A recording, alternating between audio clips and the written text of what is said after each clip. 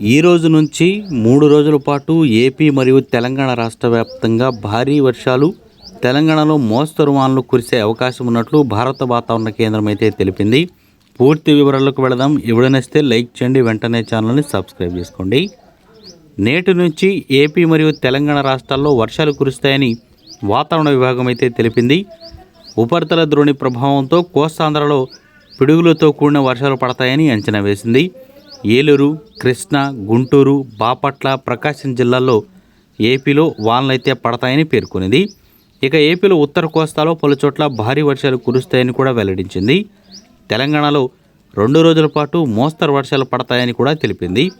ఉరుములు, మెరుపులు, ఈదురుగాలులతో కూడిన వర్షాలు ఎక్కువగా చూస్తామంటూ భారత వాతావరణ కేంద్రం అయితే పేర్కొనింది. దీంతో తెలంగాణ రాష్ట్ర వ్యాప్తంగా ఎల్లో అలర్ట్స్ను జారీ చేసింది అక్కడ వాతావరణ కేంద్రం. ఇక్కడ తెలంగాణలో చూస్తే పలు జిల్లాల్లో ఇప్పటికే భారీ వడగళ్ల వాన కూడా కురుస్తూ ఉంది. సిరిసిల్ల, మెదక్ జిల్లాల్లో వర్షం బీభత్సాన్ని సృష్టిస్తోంది. సిరిసిల్ల జిల్లా ముస్తాబాద్లో స్తంభం విరిగి ఒక వ్యక్తి కూడా మరణించారు. మరోచోట భారీ వృక్షం అయితే కూలి పలువురికి గాయాలు పాలయ్యారు.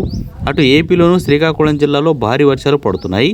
తెలంగాణలో మరో 3 రోజుల పాటు వానలు పడతాయని, ఎల్లుండి నుంచి ఏపీలో కూడా కోస్తాలో భారీ వర్షాలు కురుస్తాయని వాతావరణ శాఖ అధికారులు అయితే వెల్లడించారు.